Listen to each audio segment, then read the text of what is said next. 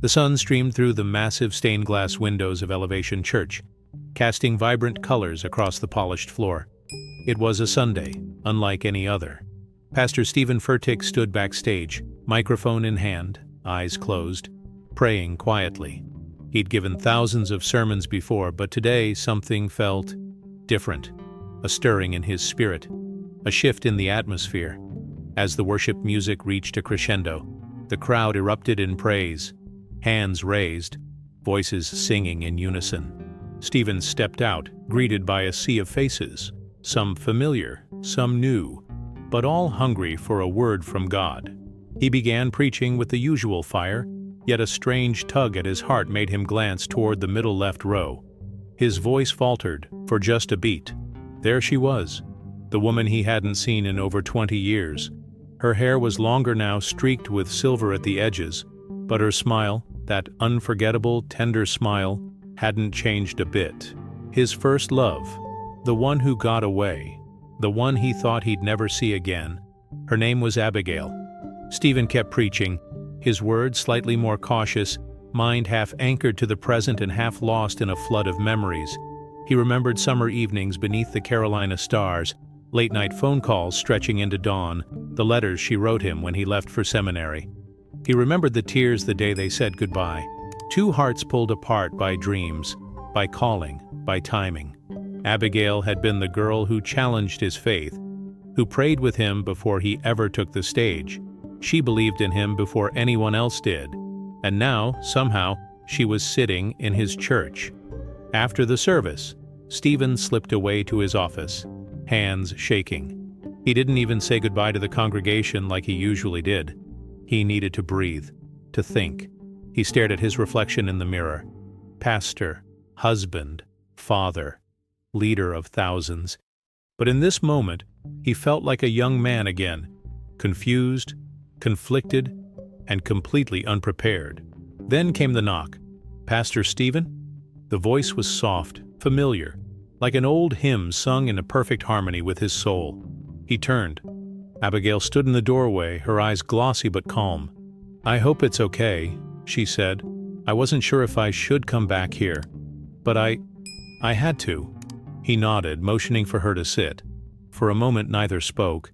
The air was heavy with years of silence, with words unsaid, with the questions that had haunted both of them. "I didn't know you lived here," Stephen said finally. "I moved a year ago. Charlotte's always felt like home.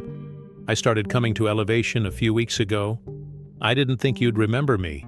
"Remember you?" He almost laughed, though his chest ached. "Abigail, you were unforgettable." She smiled again, and this time, Stephen felt his heart leap the way it once had. But that was dangerous territory. He was married now. He loved his wife. His family meant everything. But something deeper was happening here. Something more spiritual than romantic. They talked for nearly an hour. About life, about calling, about where God had taken them. Abigail had never married. Her path had been one of service, missions, counseling, community work. She'd poured her life out for others, quietly and faithfully. She spoke with peace, with grace, with an honesty Stephen hadn't felt in years. "You know," she said softly, "I've followed your sermons online. I always knew God would use you mightily." He swallowed hard, unsure how to respond. "And I've wondered about you more times than I can count." Abigail looked down, twisting her hands together. "I never came back to disrupt anything. I just needed church, real church. And today, God told me to come." Stephen felt a tear slide down his cheek. "I think God needed me to see you." They stood then, slowly, and embraced. It wasn't romantic. It wasn't lustful. It was holy. A reunion of souls. A recognition that God had not wasted a single moment of their lives apart. He had allowed the separation for a reason. But maybe, just maybe, he was writing a new chapter now. Later that evening, Stephen sat alone in his prayer room at home, eyes closed, Bible open. He prayed not for clarity, but for obedience, for strength, for wisdom. What had happened today wasn't an accident. It wasn't temptation. It was an invitation. An invitation to reflect, to forgive, to rediscover. His wife, Holly, entered the room quietly. "You okay, babe?" He looked up, guilt and awe battling in his expression. "I saw someone today. Someone from before us." Holly sat beside him, hand resting on his.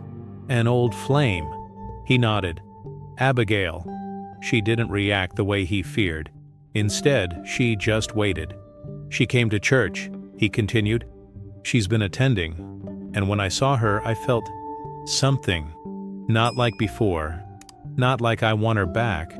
But like a piece of me I hadn't touched in a long time woke up." Holly's grip tightened. "Do you think God is trying to show you something through her?" Stephen looked into her eyes and whispered, "Yes." Then, to his surprise, Holly smiled. "Then let's find out what it is. Together." Stephen wept, not from guilt, but from gratitude, because God wasn't just revisiting the past to stir up old feelings. He was preparing something new. The following morning, Pastor Stephen Furtick awoke with the memory of yesterday still vivid. The encounter with Abigail, the warmth of her presence and the tender honesty in her eyes played in his mind like a soft melody that refused to fade.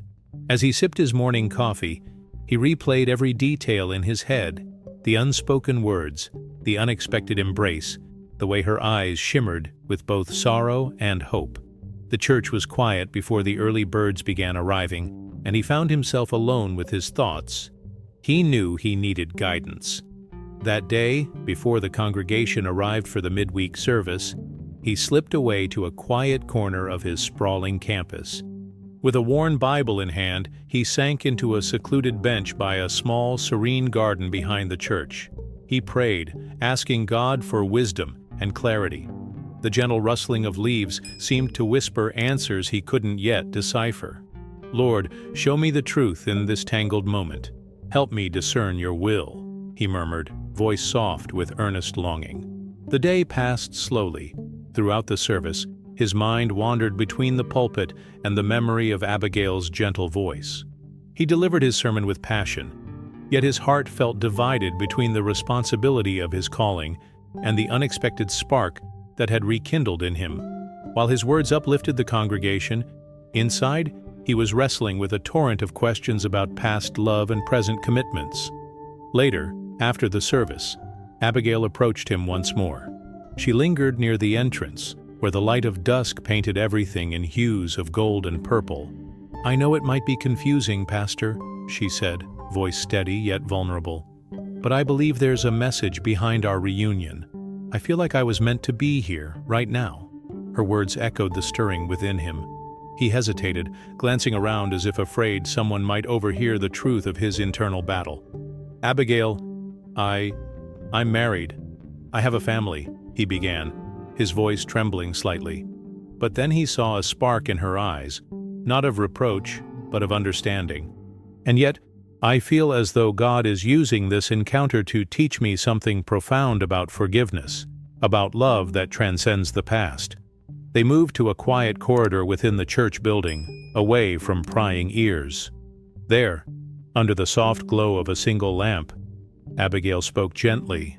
"I never expected to see you again, especially not here. But life doesn't always follow the paths we plan. Sometimes the crossroads are where we find our truest purpose. I'm not here to disrupt your life. I came because I needed healing too. I needed to confront the past, so I can step fully into the future." Her words resonated deeply with Stephen. He could almost feel the weight of the years lifting from his shoulders. They talked about the decisions they'd made long ago, the pain of separation, and the unforeseen grace that time often brings. Each word seemed to unravel layers of old wounds, replacing bitterness with a soft, healing acceptance. Yet, every moment of connection also stoked the embers of guilt he felt for his family. That evening, back at home, Holly noticed a change in him. Over dinner, he spoke less about the sermon and more about the inexplicable feeling of being pulled in two directions. Holly listened intently, her eyes calm and compassionate. "Stephen, sometimes God sends us reminders of who we were so we can see more clearly who we are meant to become," she said softly. Her words, far from the anger he feared, offered solace and a renewed sense of partnership. "I trust you and I trust our journey. Let's seek guidance together." Their conversation deepened into the night. They prayed side by side, their voices merging in quiet supplication. Holly's unwavering support gave Stephen the courage to face this delicate situation with honesty. They agreed to seek counsel from a trusted mentor, someone who had guided them in previous trials, and planned to invite Abigail for a discussion in a neutral, open setting. The next day, after a morning of small, comforting routines at home, Stephen arranged a meeting at a nearby cafe. The space was intimate but public, filled with the low hum of conversation and soft jazz playing in the background. Holly sat with him, her presence both grounding and supportive. Abigail joined them shortly, and for a moment the three shared a quiet, collective breath, a moment suspended between past and future. In that meeting, Stephen explained his struggle. "I never expected to encounter a ghost from my past in this way. I feel the call to listen, to understand why this is happening now. I love my family, and I am committed to them. But I also sense that my past with you holds lessons I must learn. I'm torn because every fiber of my being yearns to understand, yet I cannot forsake my responsibilities." Abigail listened with empathy, her own eyes reflecting both sorrow and hope. "Stephen, my purpose here isn't to reignite old passions, but to help you heal old wounds. I have spent these years serving, praying, and learning that every encounter is a divine appointment. I come with no expectations, only a desire for reconciliation, with you, with the past, and with myself." Holly, with a quiet strength, added, "If this reunion can help you both grow in faith and understanding, then it may be a blessing rather than a curse. But we must be honest with our hearts and clear about our boundaries." Her tone was gentle yet resolute. The honesty in her voice created a sacred space for truth, a space where all could speak without fear of judgment. The conversation stretched into hours, the three of them delving deep into their shared history, the pain of separations, the sacrifices made for their faith, and the beauty of rediscovering oneself through forgiveness. They acknowledged that life's journeys were never linear and that sometimes the detours were the very paths to healing. By the time they left the cafe, the air outside was crisp and the streetlights cast long shadows on the pavement. There was a quiet resolution among them, a commitment to journey together in seeking spiritual clarity and emotional healing.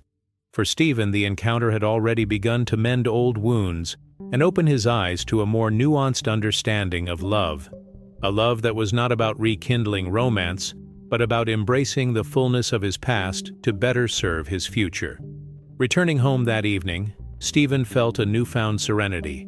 The road ahead was uncertain, filled with difficult choices and honest confrontations, but he sensed that God was guiding him to a place of greater wholeness. With Holly by his side, and Abigail's unexpected return as a catalyst for healing, Stephen prepared to embrace the challenges ahead, knowing that sometimes the most painful encounters could lead to the most profound transformations. The days that followed were heavy with reflection. Stephen Furtick carried an unfamiliar stillness into his sermons, a contemplative rhythm that his congregation noticed but couldn't name. His words still ignited faith, but now there was something deeper beneath them, something raw. For the first time in years, he preached not from a place of certainty, but from the very tension he was living. He spoke about Jacob wrestling with God, about Paul's thorn in the flesh, about David, a man after God's own heart, stumbling through failure and still being used mightily. These stories weren't just theological illustrations, they were mirrors. After one particularly stirring message, a young man approached him after service. "Pastor," he said, "I don't know what you're going through, but whatever it is, it's making your words hit harder. It feels real, like you're bleeding truth." Stephen thanked him quietly, but those words stuck. Bleeding truth. That's exactly what it felt like. His heart wasn't just delivering sermons, it was laying itself bare. At home, things had shifted too. Holly was more present than ever, but there was a gentle distance in her eyes, a loving caution. She trusted him, but she was watching, waiting to see if he'd lose himself in this emotional tangle. Their conversations were honest, their prayers deeper, but trust, once stretched, becomes delicate, even in the strongest marriages. One evening, while reviewing notes for his next leadership meeting, Stephen found himself staring at a blank page. His thoughts wandered again to Abigail, not with desire, but with questions. What if God was calling them to something together, not as lovers, but as partners in healing? What if their story wasn't meant to end when it did, but simply pause? And then came the call. Abigail's voice was urgent. "Stephen, I need your help. There's a woman in the shelter I work with. She's in danger. I don't know who else to call." Without hesitation, he grabbed his keys and drove across town. The shelter was modest, tucked behind a forgotten grocery store. Inside, he found Abigail comforting a young woman who looked no older than 20, her eyes wild with fear. "She's been running from her abuser," Abigail explained. "We found her behind the shelter this morning. I've called the authorities, but I need help convincing her she's safe. She trusts pastors. She asked for one." Stephen knelt beside the girl, speaking softly. "You're safe now, I promise. No one's going to hurt you here." She trembled, clutching his hand like a lifeline. He prayed with her, the words pouring out not from theology but from compassion. And as she calmed, Abigail's eyes met his, shimmering with gratitude. Later that night, after the girl had been taken to a secure facility, Stephen and Abigail sat outside on a concrete bench beneath a flickering street lamp. The air was thick with unspoken things. "You're still the same," she said finally, "still willing to drop everything to help someone." "I'm not the same," Stephen replied. "I've changed, a lot, but maybe that part stayed." They sat in silence for a moment. "I want to be clear," Abigail continued, "that I'm not here to interfere. I came to this church because I needed to reconnect with God. But now, I think I see why He brought me here. Not for us, but for something bigger. Maybe to remind you of the fire you used to preach with, the urgency, the tenderness." He nodded slowly, feeling the truth in her words. "Somewhere along the way, I polished the message too much. I've been performing instead of bleeding." "Then bleed," she said softly. "That's where the real healing begins." Back at home, Stephen shared the entire story with Holly. The shelter, the girl, the prayer, the bench. He held nothing back. And instead of reacting with suspicion, Holly placed her hands in his and whispered, "I'm proud of you." The days turned into weeks. Abigail became a quiet fixture in their lives, not as a threat, but as a partner in service. She began volunteering with church outreach programs, mentoring women in crisis, and offering counseling to young girls who had lost hope. Her presence breathed new life into ministries that had grown stagnant. Still, whispers began to spread. Some congregants noticed the closeness. They wondered why this new volunteer seemed to be in leadership meetings, or why Pastor Stephen sometimes mentioned her insights during sermons. Rumors, however innocent, have a way of twisting even the purest moments. One evening, a senior elder pulled Stephen aside. "I trust you, Pastor, but the optics. People are talking. You need to be careful, not just for the church, but for your marriage." Stephen took the rebuke to heart. That night, he sat with Holly and asked the hard question, "Do you think I've crossed a line?" She paused. "No, but I think you're standing at it. And that's where it's most dangerous." He exhaled. "What should I do?" "You need to set boundaries, not because you've done something wrong, but because you're wise enough not to start." That weekend, Stephen called a meeting with Abigail. He was gentle but firm. "You've been a blessing here. But for the sake of the ministry and my marriage, I need to take a step back. You're welcome in the church always, but I can't be involved this closely anymore." Abigail nodded, her smile tinged with sadness but full of grace. "I understand. Thank you for honoring me enough to say it with love." As she walked away, Stephen felt a strange mixture of loss and peace.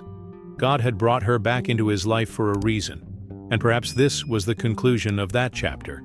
Not a romance rekindled, but a soul restored. That Sunday, Stephen stood before his congregation with a heart stripped bare. His sermon wasn't flashy. It wasn't poetic, but it was real.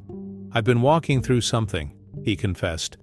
"A reminder that none of us, no matter our title or platform, is immune to the tensions of the heart I've faced old memories. I've faced temptation. And I've chosen to stand in the light." The room was silent, and then a soft chorus of amens began to rise.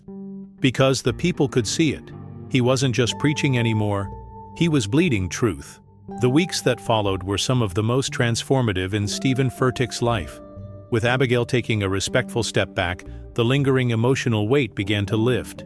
Yet her impact remained, visible in the way ministries began to flourish, in the faces of the young women she had counseled, and in the way Stephen preached with a new kind of fire. Something had been unlocked in him. Not a romantic longing, but a spiritual awakening that only a confrontation with his past could have triggered. But growth often comes with pain. At home, Stephen and Holly started therapy, not because their marriage was falling apart, but because they wanted to strengthen it. They sat together on a soft couch in a modest room, guided by a counselor who knew the pressures of public ministry. Stephen confessed things he'd never voiced aloud, not just about Abigail, but about the years he felt numb while performing greatness. "I think I lost touch with the vulnerable version of myself," he said. "The version God used to move mountains. The version that cried with people, that felt everything." Holly held his hand through every session. Her forgiveness wasn't automatic. It was intentional, deliberate. She chose him over and over again, with grace that mirrored the very sermons he preached. In parallel, Stephen started a short sermon series called The Heart Behind the Platform. He opened up publicly, not naming names, but telling the story of how God used an unexpected encounter to call him back to his own humanity. "Sometimes," he told his congregation, "God doesn't send storms to destroy us, but to strip us of what's in the way of our next assignment." His vulnerability was contagious. People in the church began confessing things they had kept buried. Marriages were restored. Addictions were admitted and confronted. The altar became a place of real surrender, not just routine prayer. Stephen's leadership took on a fresh authority, because now he wasn't just leading from vision, he was leading from testimony. Meanwhile, Abigail kept attending church quietly. She no longer led initiatives, but her presence continued to be a balm for many in the community. The younger staff members admired her grace and poise.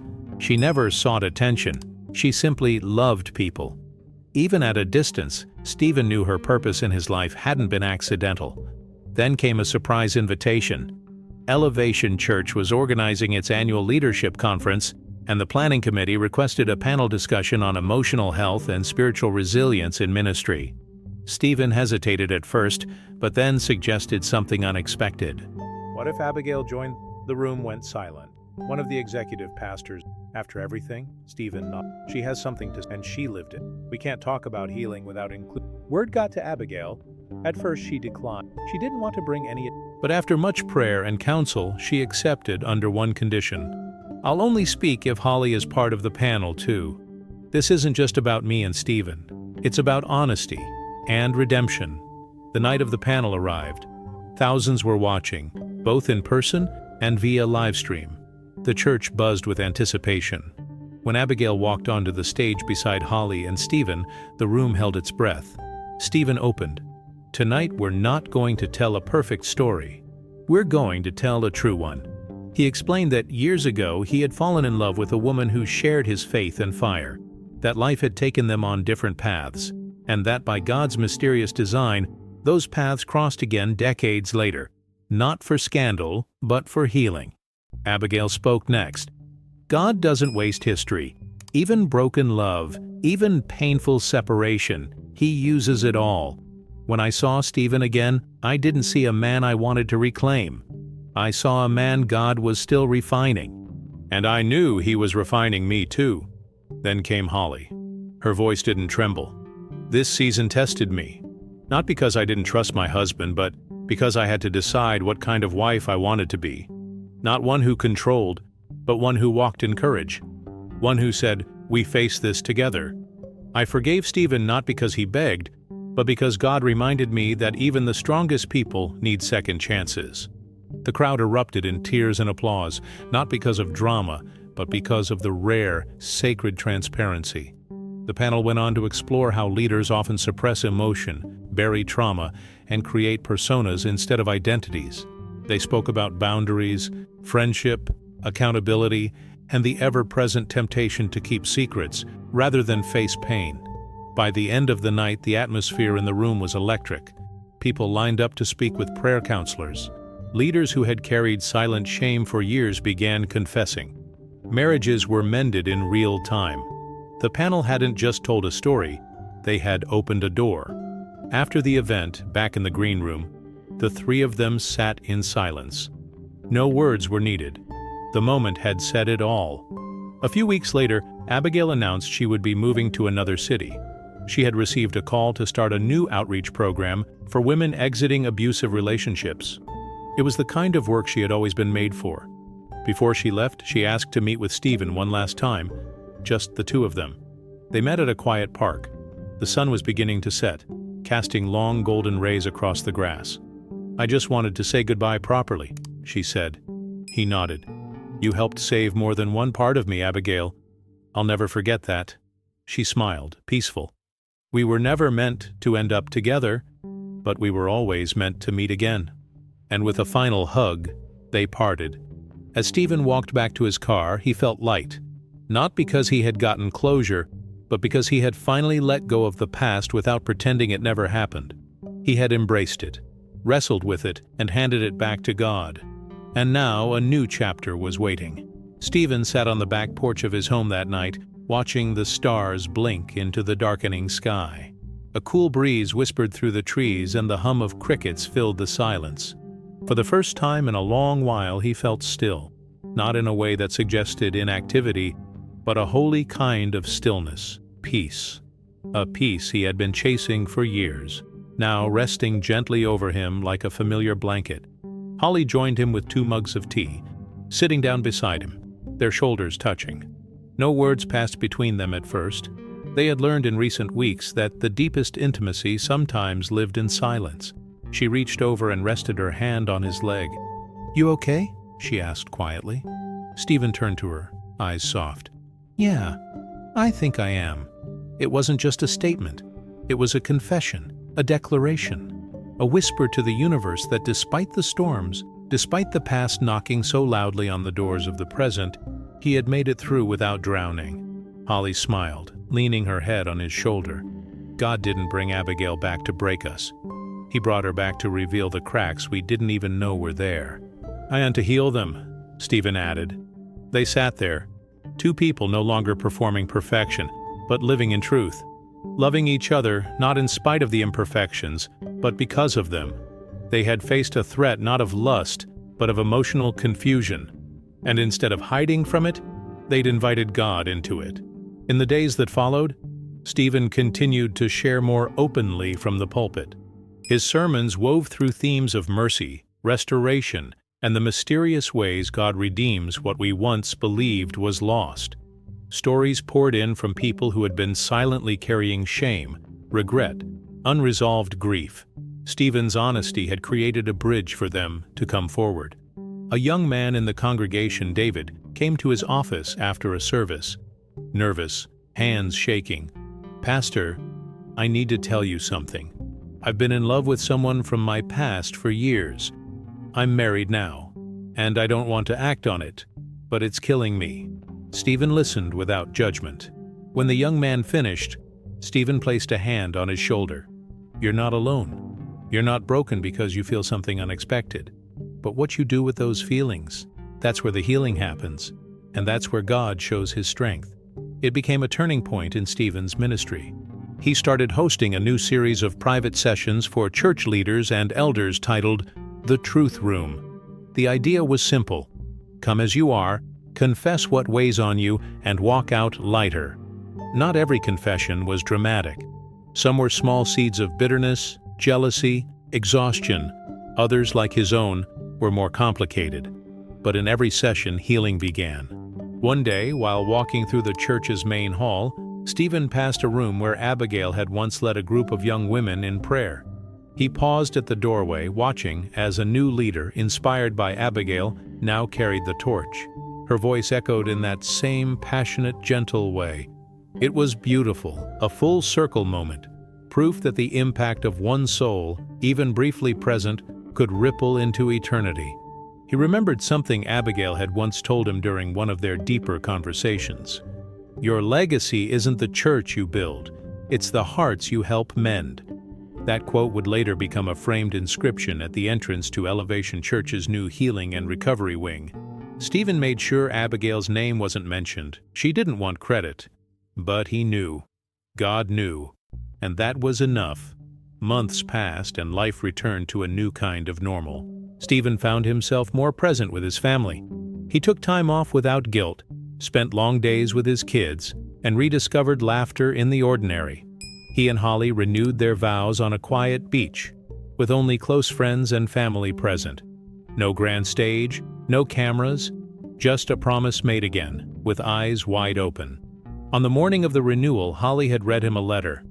"You once told me that love wasn't just a feeling, it was a decision. Well, today I decide again. I choose to love the man who struggled, the man who stood at the edge of confusion and didn't jump, the man who chose truth. That's the man I vowed my life to, and I would do it all again." Tears had streamed down Stephen's face as he held her. "I don't deserve you," he whispered. She pulled back, looking him straight in the eyes. "None of us deserve grace, but we get it anyway." That moment became a cornerstone of his testimony. From the pulpit, he began telling a different kind of story, one that didn't just elevate faith, but human struggle. He preached about emotional honesty, about how even leaders need people, need boundaries, need to be known. At a conference a year later, Stephen stood on stage before thousands of church leaders. He shared the full arc of his experience, without embellishment, without drama, just truth. He ended with this: "If you think you're above confusion, above longing, above the ache of an old chapter resurfacing, you've already fallen into pride. God doesn't expect us to be stone. He expects us to lean into Him when the waves come. I didn't defeat temptation because I'm strong. I overcame because I surrendered, and because the people who loved me refused to let me fall alone." The room was silent, a sacred hush.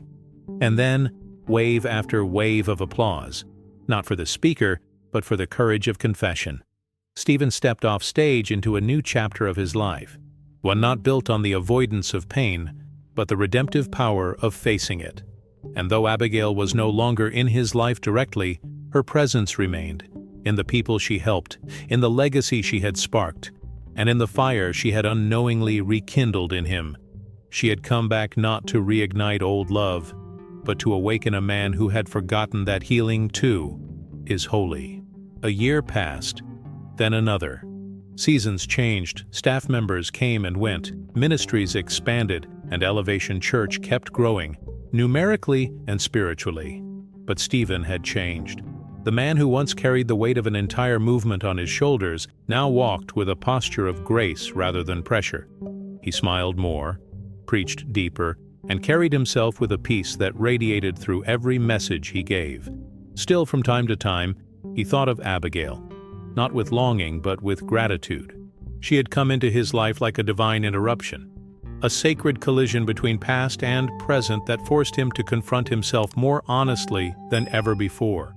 Her presence had not broken him. It had saved him. And then one day, her name popped up in an unexpected way. A local news outlet ran a short feature about a new women's center opening downtown, a shelter and recovery home for women fleeing domestic violence and trauma. The founder? Abigail Whitaker. Stephen stared at the article for a long time. There she was, standing in front of a modest building with a dozen smiling women around her. The headline read, "Restored. A safe haven for women opens its doors with a mission of healing." He felt a lump in his throat. That evening he shared the article with Holly. She read it quietly, then looked up at him. "You should go to the opening. Not to reopen anything, but to honor what God did. You don't owe her silence. You owe her respect." Oh, Stephen hesitated. "Do you think it would be weird? Me showing up again after all this time?" Holly reached for his hand. "Stephen, sometimes closure isn't about closing a door. It's about blessing it before you walk away." So he went. The opening ceremony was simple. Modest refreshments, soft music, a few chairs set up in a small parking lot. Stephen kept a low profile, arriving just after the speeches had started. Abigail stood at a podium, reading from a folded paper, her voice steady. "When I was younger," she said, "I thought love meant never letting go. But over the years I've learned that real love sometimes releases. Real love lets go and trusts God with the pieces." Stephen felt those words settle deep in his chest. After the ceremony, Abigail noticed him in the crowd. She didn't show surprise, just a warm, knowing smile. She approached him, calm and gracious. "I didn't expect to see you," she said. "Holly encouraged me to come," he replied, hands in his pockets. "She's a good woman. The best." They shared a brief moment, surrounded by the chatter of guests and the gentle background hum of music. It felt like two souls who had known the deepest parts of each other, standing in the peace of having moved on. Not with bitterness, but with blessing. "You really did it," Stephen said. "This place, it's amazing." Abigail nodded. "It's not about me. It's about what God can do when you finally stop trying to edit His story." They hugged, briefly, respectfully, and that was it. No drama, no tension, just two lives that had once been woven together, now moving forward in different directions, carrying pieces of one another that made them better. Back at Elevation, Stephen returned with a renewed fire. That weekend, he delivered one of the most powerful messages of his career. He preached on divine intersections, the moments in life when God collides our stories with someone else's, not to confuse us, but to complete something within us. "I want to tell you," he said from the pulpit, "about the sacredness of meeting the past face to face, about what happens when God uses someone, not to rekindle what once was, but to restore what was buried. I met someone again years after our story ended, and that encounter reminded me not of who I once loved, but of the parts of myself I had stopped loving." The crowd was silent, leaning in. "God doesn't just work through your current relationships," he continued. "He works through old wounds, unfinished chapters, and unexpected reunions. Not everything God allows back into your life is meant to stay, but some things return just long enough to awaken your soul." People wept openly, and when the altar call was made, the response was overwhelming. It wasn't about scandal. It wasn't about regret. It was about release. In the following months, Stephen and Holly co-authored a book together. It wasn't a marriage manual or a leadership guide. It was a memoir, raw, vulnerable, and unfiltered. Titled "The Edge of the Altar," it chronicled their journey through emotional temptation, spiritual confrontation, and divine healing. The book became a sensation, not because it offered neat answers, but because it told the truth about how love survives, not by avoiding trials, but by facing them head-on. One of the chapters was simply called, "Her Name Was Abigail." In it, Stephen wrote, "She was not a mistake. She was a miracle. Not the kind that leads to forever, but the kind that leads you back to who you were always meant to be. She reminded me that love isn't always about staying. Sometimes love shows up to teach you, to sharpen you, and then walks away with grace." Abigail eventually sent them a letter after reading the book. In it, she wrote, "Thank you for honoring the story without rewriting it. It was never about you and me. It was always about what God wanted to restore through us." Stephen read the letter aloud to Holly.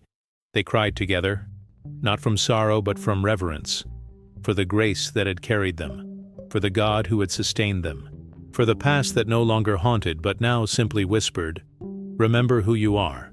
And that night, as they lay in bed, holding hands beneath the quiet hush of their room, Stephen whispered, "Thank you for loving the unfinished parts of me." Holly leaned in and kissed his forehead. That's what love is for.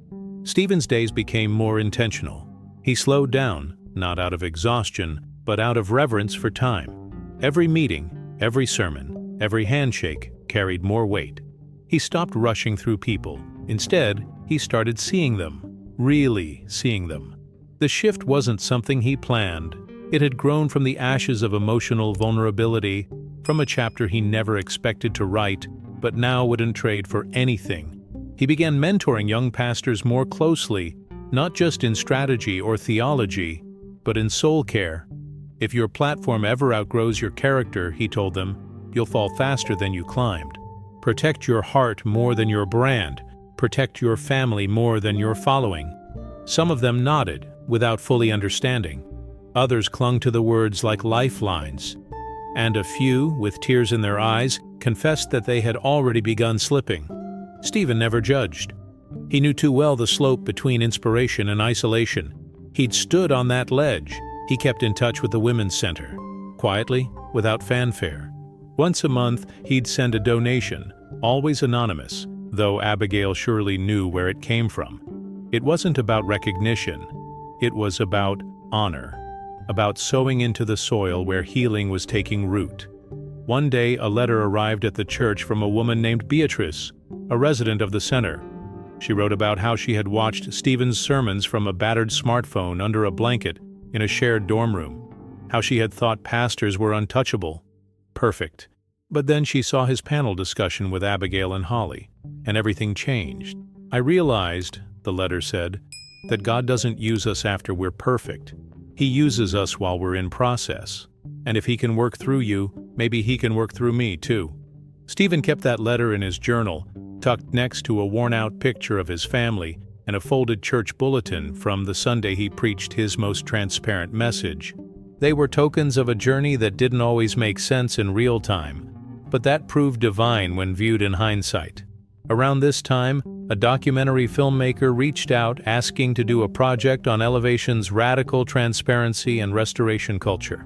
They wanted to feature Stephen and Holly's story. The couple declined at first. They weren't interested in turning their pain into spectacle. But after prayer and long conversations, they agreed, on one condition. "This isn't a story about us," Stephen said. "It's about what God can do through anyone willing to tell the truth." The documentary was titled Beyond the Altar. It opened with raw footage from that unforgettable panel night, the vulnerability, the tension, the breakthrough. It traced Stephen and Holly's journey not chronologically, but emotionally. Moments of silence, laughter, counseling sessions, worship nights, honest interviews with church members who had witnessed the transformation firsthand. The most powerful moment came from Holly. "People ask me how I could stand beside my husband, knowing he was emotionally shaken by another woman," she said on camera. "My answer is this: because marriage isn't about pretending that temptation never knocks. It's about choosing again and again not to open the door."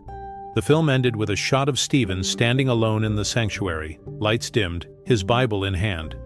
A voiceover played. "I thought success was measured by how many seats were filled, but now I know it's measured by how many hearts are freed." When the documentary aired, responses poured in from around the world. Marriages on the brink of divorce found new hope.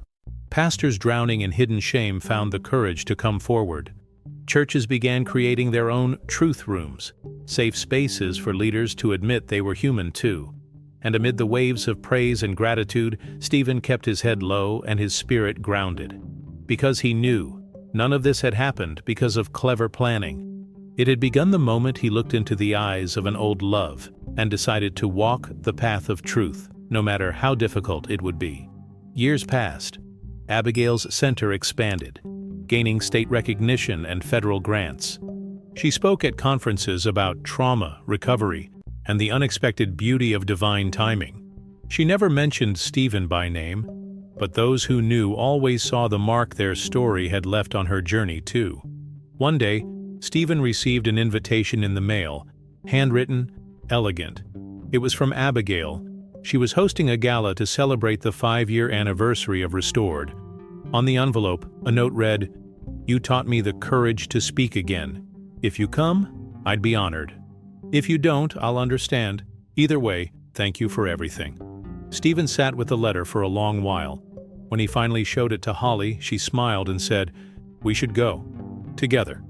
And so they did.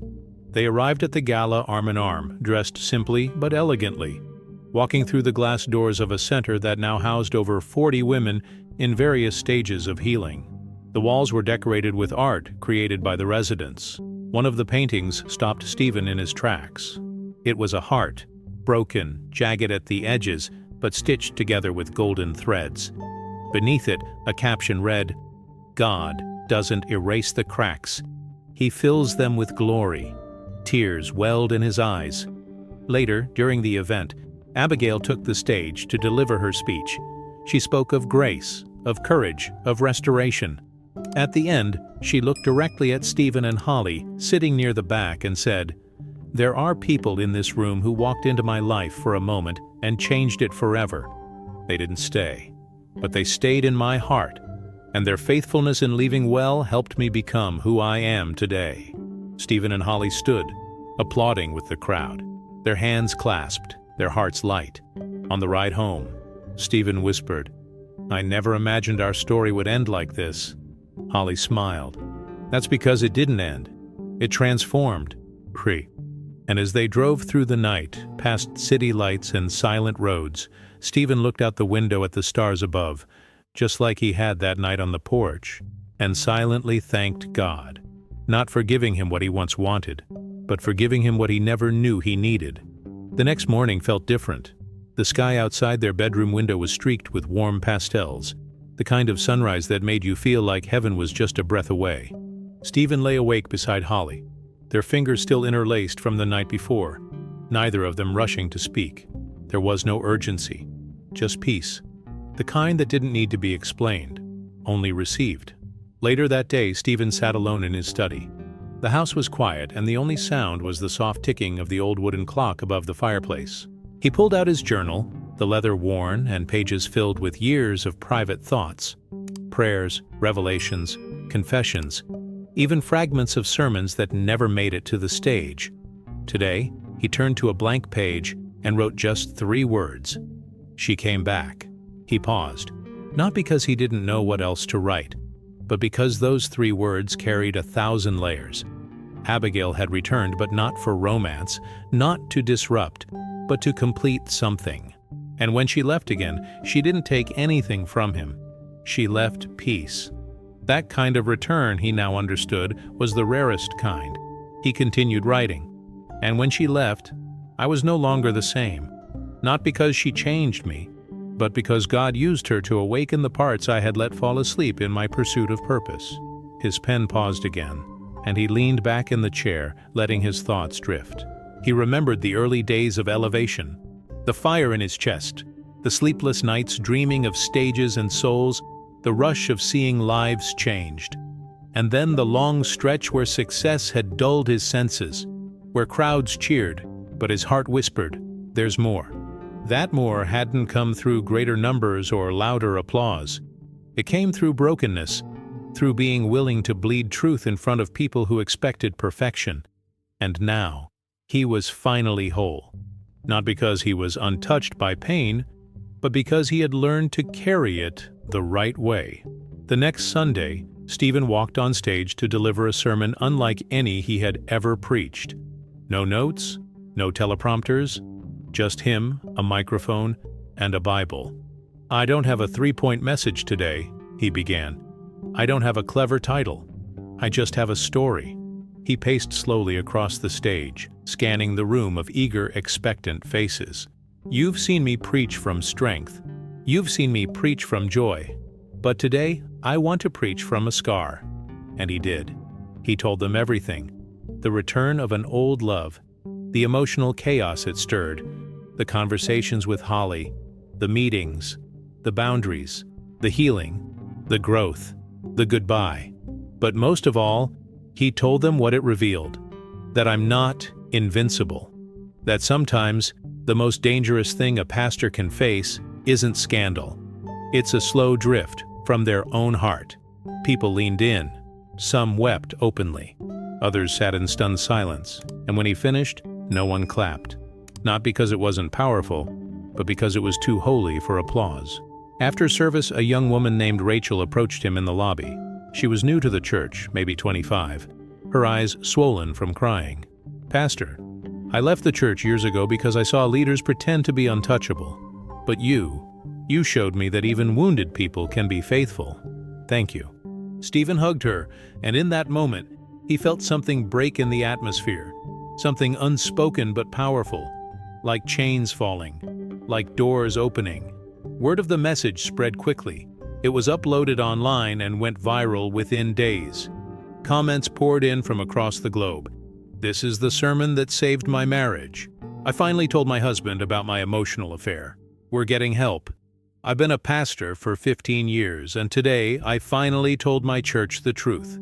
Elevation Church received thousands of emails and letters, but Stephen didn't see it as a victory. He saw it as a beginning, a new chapter, not just for the church, but for the global body of Christ. He called together his executive team and proposed a radical new initiative. "We're going to start a ministry for broken leaders," he announced. "A place where pastors, counselors, ministry workers, anyone in spiritual leadership can come without fear of judgment. Not to be fixed, but to be seen, to be human." They named it The Refuge. It launched 6 months later, a retreat center in the North Carolina mountains. Secluded, peaceful, a place of rest, therapy, worship, and healing. Stephen didn't just fund it, he helped build it, literally.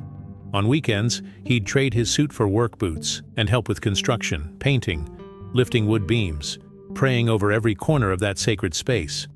And when the refuge finally opened, the first guests were not strangers. They were pastors he had known for years, men and women who had once seemed unstoppable, now arriving with tired eyes and heavy hearts. Stephen greeted each of them with a simple phrase, "You're safe here." The walls of the refuge bore scriptures handwritten in gold, verses about mercy, about rest, about starting again. There were no stages, no microphones, no performance. Just hammocks beneath the trees, therapy rooms with wide windows, and a chapel that stayed lit all night for anyone who needed to weep in silence. One night, after the last guest had gone to bed, Stephen stood alone in the chapel. Candles flickered along the walls.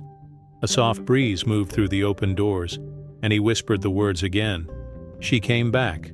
He smiled. "And because she did, I never had to."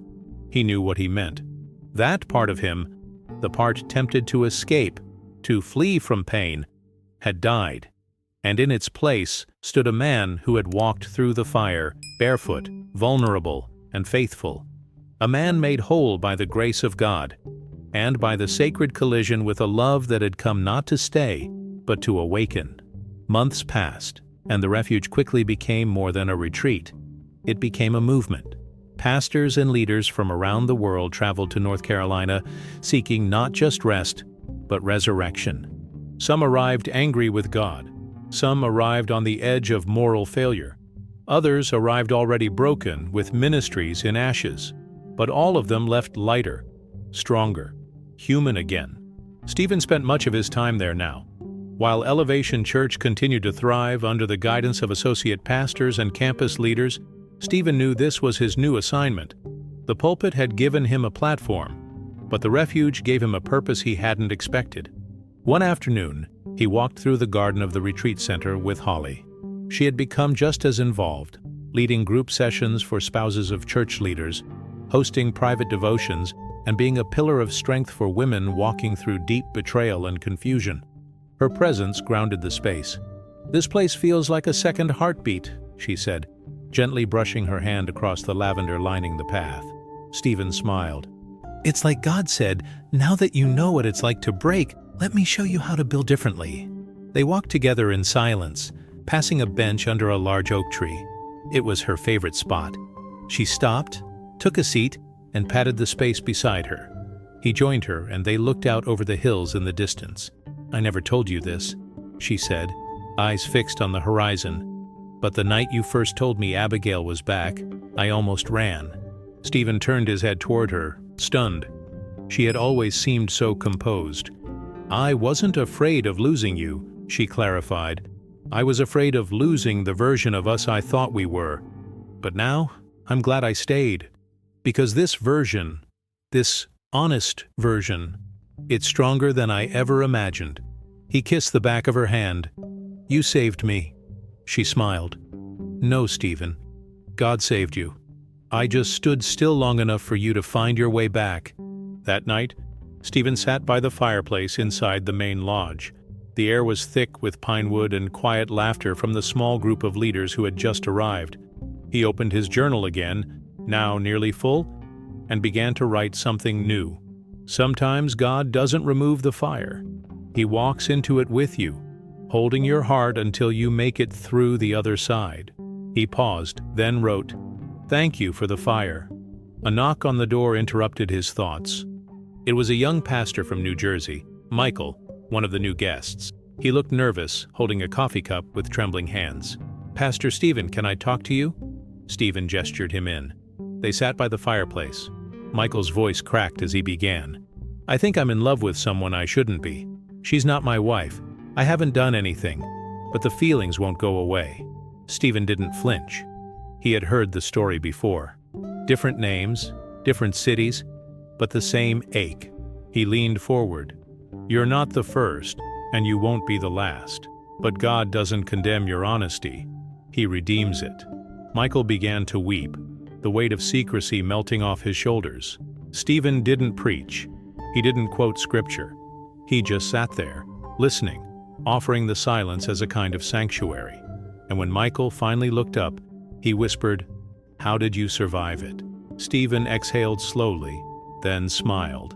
"By telling the truth before it became a lie." The next day, as Michael sat in a group session, he shared his story. And as he did, something miraculous happened. Another pastor across the circle raised his hand. "I'm walking through the same thing." And then another, and another. By the end of the day, a dozen men who had arrived with secrets now sat in the open air of grace. It wasn't therapy alone. It wasn't even Stephen's leadership. It was the power of permission. Permission to be broken. Permission to not have it all together. Word spread fast. Within a year, the refuge had a waiting list 6 months long. More land was purchased. More cabins built. New counselors brought in. But Stephen insisted that the heart of the place stay the same. "This isn't a resort for tired pastors," he told the board. "This is a hospital for wounded shepherds." And one afternoon, as Stephen walked through the newest wing, an area designed specifically for women leaders, he found something that stopped him in his tracks. Hanging on the wall of the entryway was a photograph of a small group of women planting flowers outside a shelter. At the center of the image, smiling, hands deep in the soil, was Abigail. He smiled. Below the photo was a plaque, dedicated to those who helped us remember what healing looks like. He stood there a long time, letting the moment settle into his spirit. He didn't feel nostalgia. He didn't feel longing. He felt honor. Honor for a story that had started in the echoes of an old love, but that had evolved into something far more eternal. As he walked away from the photo, he whispered under his breath, "Thank you for not giving me what I wanted, and thank you for giving me what I needed." That night, he and Holly hosted a worship gathering by the bonfire pit. Dozens of leaders and their spouses gathered with acoustic guitars, soft voices, and tear-stained cheeks. Stephen stood up to speak. "This fire," he said, motioning toward the flames, "isn't just for warmth. It's a symbol of what happens when you bring your pain into the light. The enemy works in shadows, but healing lives in the flame." He paused, looking around the circle. "And if you're here tonight, let me tell you, you're not here because you failed. You're here because you're brave enough to heal." The crowd was quiet. Then softly, someone began to sing. "I surrender all. I surrender all." Voices joined in one by one until the air was full of harmony. Stephen closed his eyes and let the sound wash over him. He didn't need a pulpit. He didn't need applause. He had the fire, the people, the truth, and God. Always God. The morning after the bonfire worship, a mist hovered low over the hills surrounding the refuge. Stephen stood on the wraparound porch of the main lodge, a steaming cup of coffee warming his hands as he watched the fog roll like waves across the tree line. In the quiet, he heard it again, that still small voice. Not loud, not urgent, but unmistakably divine. "This is the ministry I prepared you for." It didn't feel like an announcement, it felt like a confirmation. Like God was nodding back at him from somewhere deep within his spirit. All the years of stage lights, sermon series, packed auditoriums, they had prepared him for this quieter, more vulnerable calling, one where healing mattered more than headlines, where eye contact replaced applause. Holly joined him on the porch, her cardigan wrapped tight around her. She leaned into him, resting her head on his shoulder. "You feel it too, don't you?" she said softly. Stephen nodded. It's different. This place, it's like holy ground. She took a sip of her tea. Do you ever miss it? The big church? He asked. Yeah, the crowds, the adrenaline, the energy. He was quiet for a moment, thinking carefully. I miss the people, but not the noise. She smiled. You've changed. I think I'm finally becoming who I was always meant to be.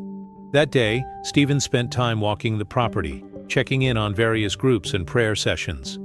He passed a therapy circle of women seated under an old maple tree, their laughter rising into the breeze. Nearby, a group of pastors sat in silence with journals open on their laps, heads bowed not in shame, but in reflection. Everything felt sacred. And yet, with all the healing around him, Stephen began to sense something else stirring, a prompting, a new door creaking open in the depths of his soul. It didn't feel like ambition. It didn't even feel like a goal. It felt like obedience waiting for permission. That night, he brought it up to Holly. Do you think it's time I stepped away from Elevation entirely? He asked, barely above a whisper. She looked at him, not surprised. I felt it too, she replied. I think God has already begun the transition.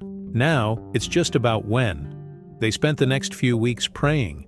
No decisions were made quickly. They met with the executive leadership team, longtime mentors, and trusted friends. And eventually, Stephen made the announcement. He wasn't leaving ministry. He was expanding it. Elevation Church would remain his home, his legacy, but it would now be led by the very people he had raised up over years of faithful service. Stephen and Holly would officially shift their full-time focus to the Refuge, dedicating themselves to restoration ministry. The news spread quickly, and the response was overwhelmingly supportive. People understood. In fact, many said they had seen it coming long before Stephen did. Sometimes your calling doesn't change, Stephen explained during his final Sunday sermon at Elevation.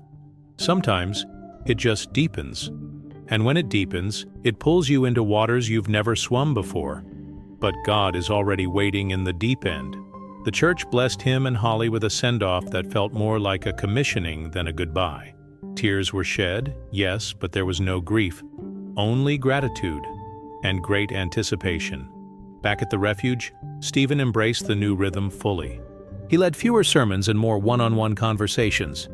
He became fluent in silence, in listening, in waiting with people as they unraveled decades of pain. He sat by firesides, walked through wooded trails with hurting leaders, and laid hands on the shoulders of men who thought they had disqualified themselves from grace. One evening, as the sun sank low over the mountains, a familiar voice echoed across the gravel path behind the lodge. Still carrying coffee like it's a holy relic? Stephen turned and saw Abigail approaching, smiling, a small leather bag over her shoulder. Time had passed, but she looked just as peaceful, maybe even more so.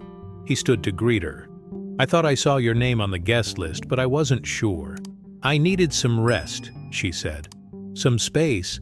The work's been heavy lately. He nodded. It always is when you're touching real pain. They sat on a nearby bench, watching the sun cast gold across the valley. I've heard amazing things about what you've built here, Abigail said, sincerity in her voice. It's breathtaking, Stephen. Holy. It wasn't just me, he replied. It was obedience and brokenness and Holly. She smiled. I'm glad you chose her. I mean it. He looked over at her, deeply moved. Me too. Every day. They spoke for a while, but not about the past, not even about the future, just about the present, about God's faithfulness, about the beauty of seasons, about the strange, wild grace of running into someone who was never meant to stay, but always meant to change everything. As the evening deepened, Abigail stood. I'm only here for a few days, she said, but I'd love to attend one of your fireside sessions. Stephen nodded. Of course, it would be an honor. She began to walk away, then paused. Oh, and Stephen? Yeah? I never told you this, but when I left years ago, I wondered if our story had ended too soon. But now, I see that God didn't close the book. He just gave us different chapters. And with that, she disappeared into the twilight. Stephen stood there for a long moment, feeling the sacred weight of every word she had said. The pages of their story were not torn out. They were simply written in separate books, but the author was the same. And the ending, somehow, had always been grace. He turned back toward the lodge, the lights flickering in the windows, laughter echoing from within. Another night of healing awaited, and this time he wouldn't preach. He would simply be present. The following evening, the bonfire crackled beneath the stars, its amber glow reflecting off the tearful eyes of a dozen men and women gathered in a wide circle. Some held hands with their spouses. Others sat with arms folded, still deciding how much of their pain they were willing to let go. Stephen stood quietly just outside the circle, leaning against an old wooden post, watching, listening. He'd led hundreds of sessions like this before, but tonight felt different. Abigail had returned for a short stay, yes, but it wasn't her presence that made this night feel heavier. It was the realization that the work wasn't just ongoing, it was eternal. The pain people carried, the secret burdens and deep wounds were not isolated. They were shared, and Stephen could see it more clearly than ever. When the moment was right, he stepped forward. "You know," he began softly, "I used to think healing happened when you prayed the right prayer, or read enough scripture, or sat through the right conference. But now I know. Healing happens when you stop hiding." A long pause. He walked slowly around the fire, making eye contact with each person in the circle. "I know what it's like to carry something you don't feel allowed to say out loud. I know what it's like to smile in public and ache in private. I know what it's like to question your own heart and wonder if you'll ever get it back." The fire popped gently. "But I also know what it's like to be found in your wilderness, to be met by God not in your victory but in your unraveling. I know what it's like to be held when you thought you'd fall." Silence settled over the group, not as discomfort, but as reverence. Stephen took his seat. One by one, the guests began to speak. A pastor's wife admitted she had resented her husband for years and hadn't known how to say it without sounding ungrateful. A youth leader confessed to nearly walking away from the faith after losing a child.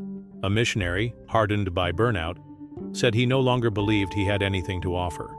And then softly, Abigail spoke. "I came here this week because I've been pouring out and forgot how to be poured into. The work I do is holy, but I got so caught up in everyone else's healing that I forgot my own scars still needed tending." Heads nodded in silent agreement. Stephen felt it again. That holy hush, that sacred weight that signaled heaven, had settled into their midst. After the session, the fire burned low, and most people returned to their cabins. Only Abigail and Stephen remained, sitting quietly in the flickering glow. "Do you ever get tired of this?" she asked. "Of the pain," he replied. "No, of holding everyone else's." Stephen thought for a moment. "Sometimes, but it's different now. I'm not holding it alone anymore. I've got Holly, the team. And honestly, God's been carrying me through most of it." She smiled. "You're different." "I had to be," he said. "God wouldn't let me stay who I was." They sat in silence for a long time, the kind of silence that only old friends can share without discomfort. Then Abigail stood. "I'm heading out early tomorrow," she said. "Got a group of women waiting for me back at the shelter. But thank you for this, for always making space." Stephen stood with her. "I'll walk you to your cabin." As they moved slowly through the dimly lit path, Abigail paused beneath a large oak tree.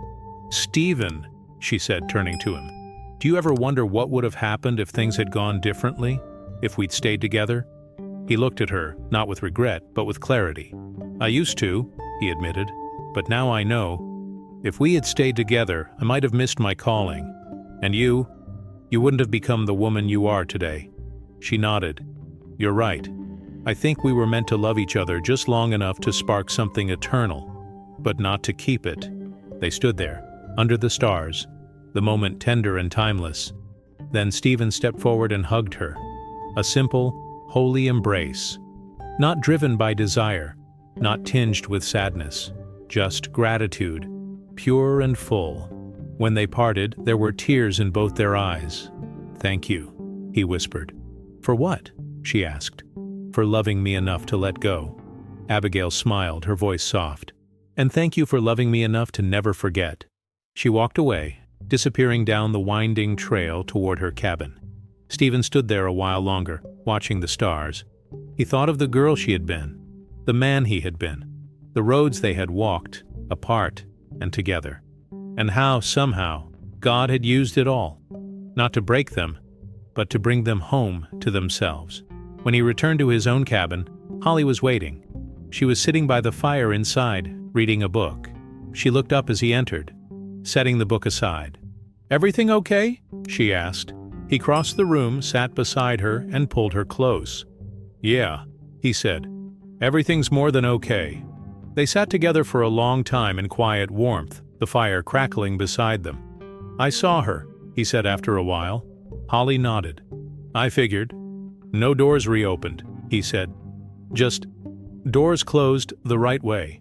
She reached for his hand. "That's all I ever needed." Stephen closed his eyes and rested his forehead against hers. "You're everything I ever needed." And there, in the quiet embrace of truth, commitment, and hard-won peace, the man who had once stood before thousands with a microphone in hand now stood more confidently in silence, in presence, in love.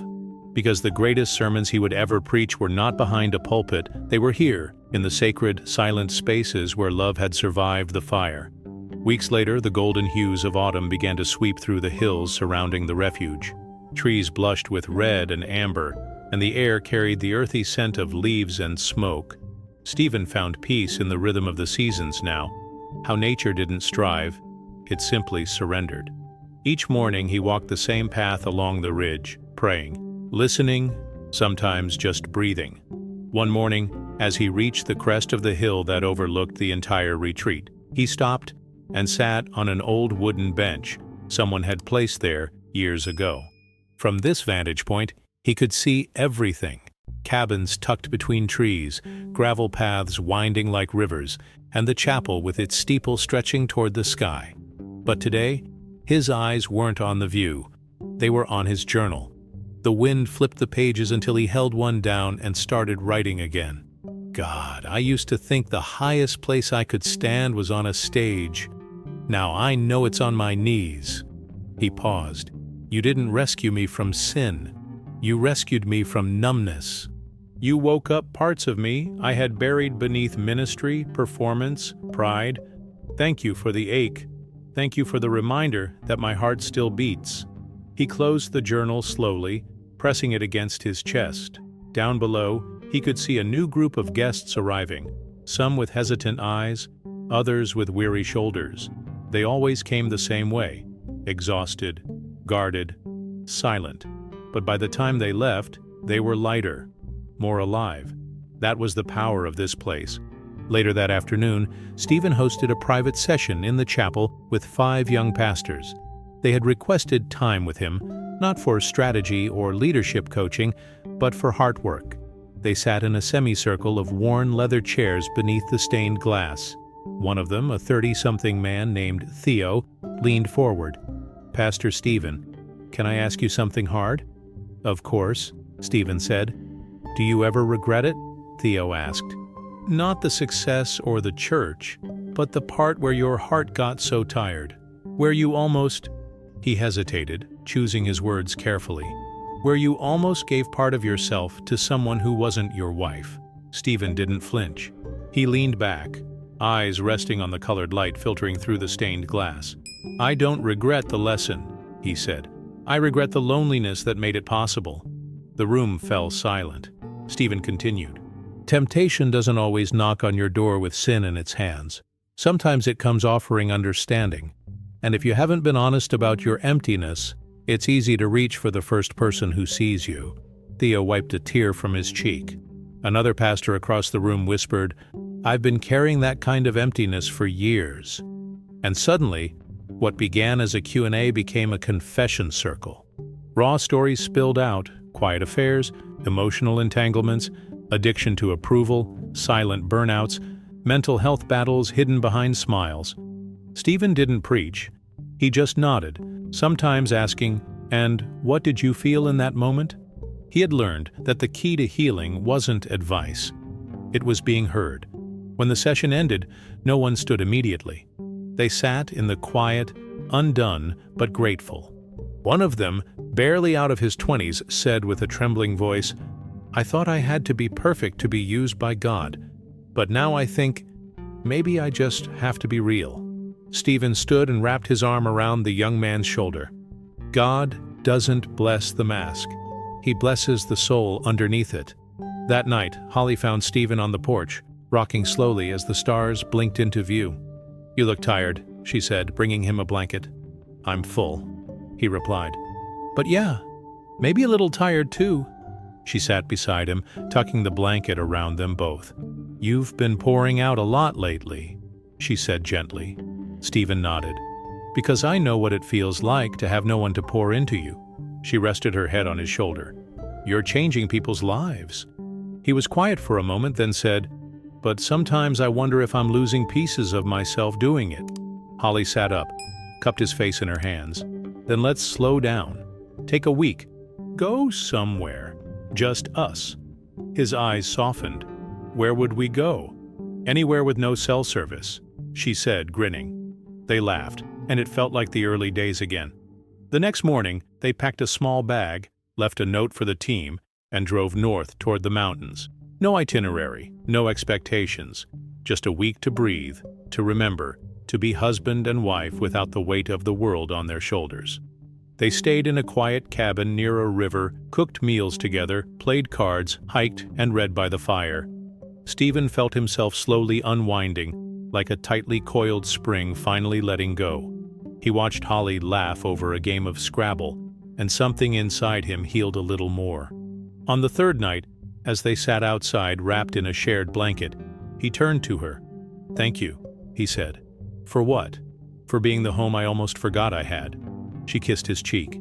"You came back. That's what matters." Stephen looked up at the stars, then down at his wedding ring. "I think I finally understand what it means to be whole. Not perfect, not always strong, just whole." Holly squeezed his hand. "You're more you now than you've ever been." He smiled. "And I think I finally like that version of me." They stayed another 2 nights. No phone calls, no meetings, just rest. Because even healers need healing, and even pastors need peace. When Stephen and Holly returned to the refuge, something had shifted. Not in the place, but in them. Their faces were softer, their steps slower, their connection deeper. It wasn't just the rest. It was the realization that they didn't need to save everyone, that sometimes presence mattered more than fixing. The staff welcomed them back warmly, respecting the quiet understanding that leaders who took time to refuel were leaders who could pour with purity. Stephen resumed his rhythm, walking the trails in the morning, leading afternoon groups, sharing quiet evenings around the fire, but now with a different energy. There was no urgency, only obedience. That week, a woman named Clarissa checked in. She was a worship leader from Seattle, known for her anointed voice and passionate stage presence. But behind closed doors, she was unraveling.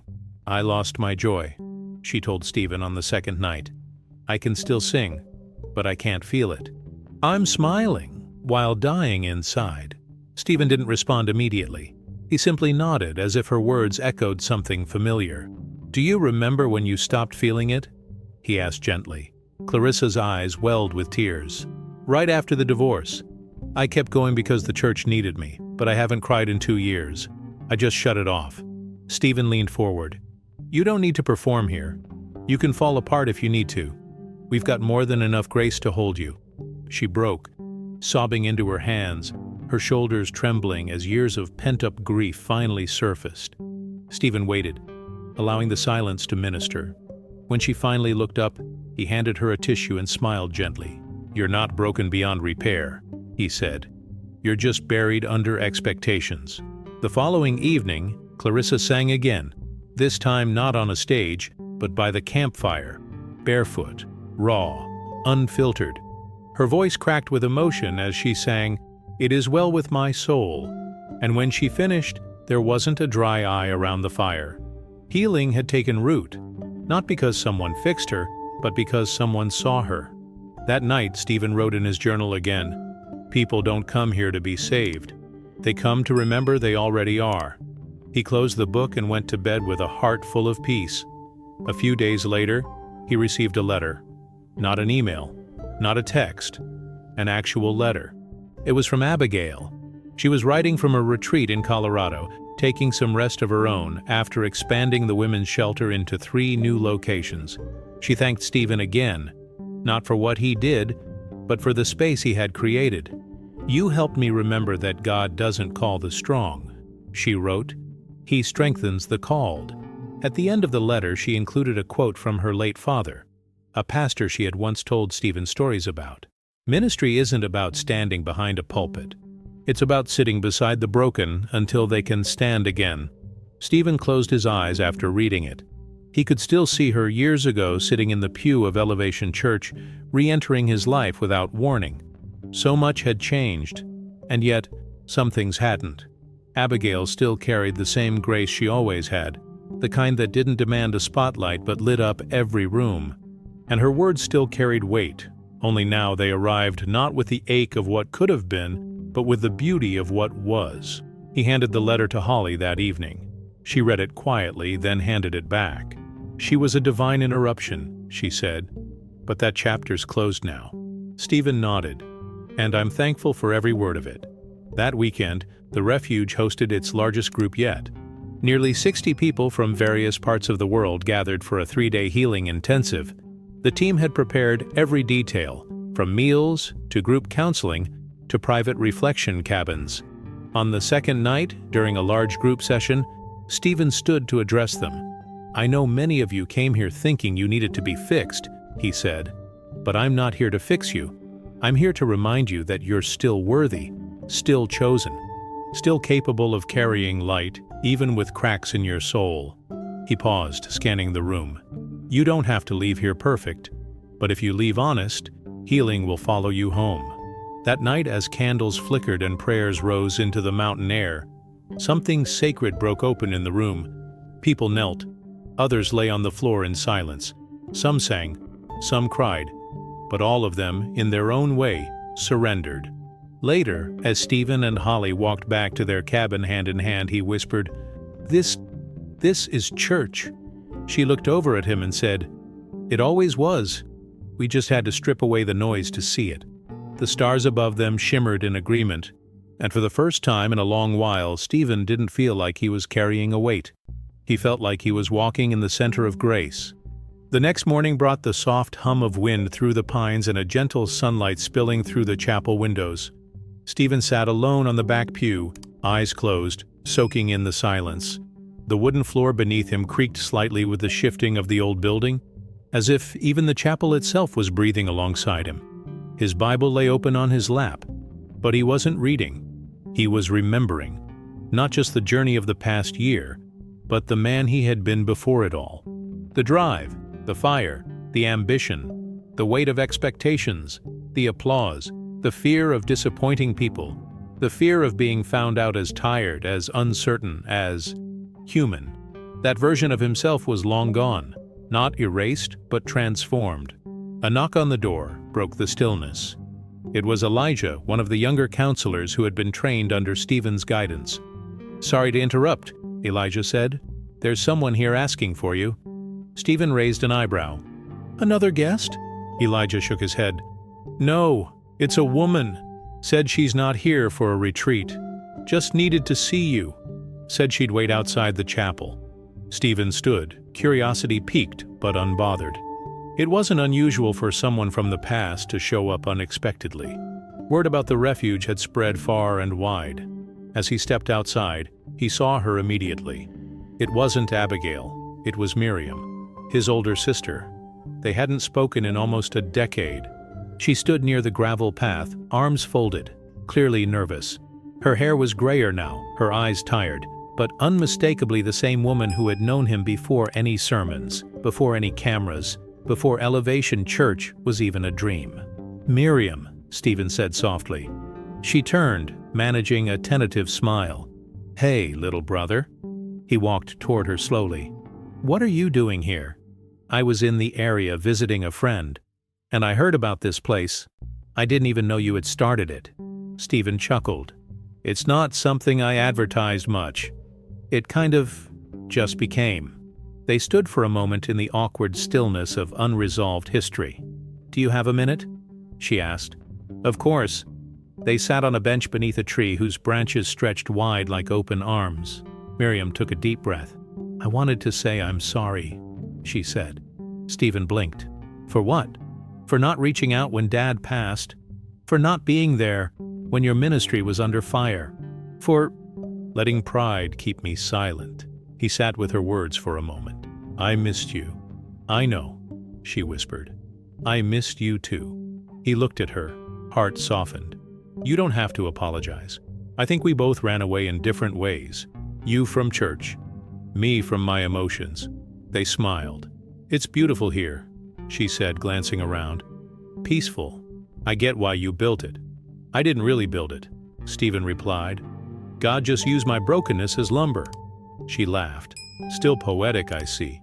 They talked for over an hour, about their childhood, their mother's prayers, the early days of Stephen's faith, the rift that had quietly formed between them when ministry took him in one direction and grief took her in another. "I always felt like you became someone unreachable," Miriam admitted. "Like you were too high up to hear from us down below." Stephen nodded, letting her words wash over him. "I felt that way too. Like I climbed a ladder to heaven and forgot to look back. But this place brought me back down."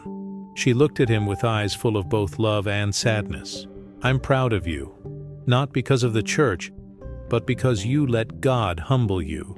He smiled. "That's the real miracle." As they hugged goodbye, Stephen whispered, "Come back. You don't have to wait another 10 years.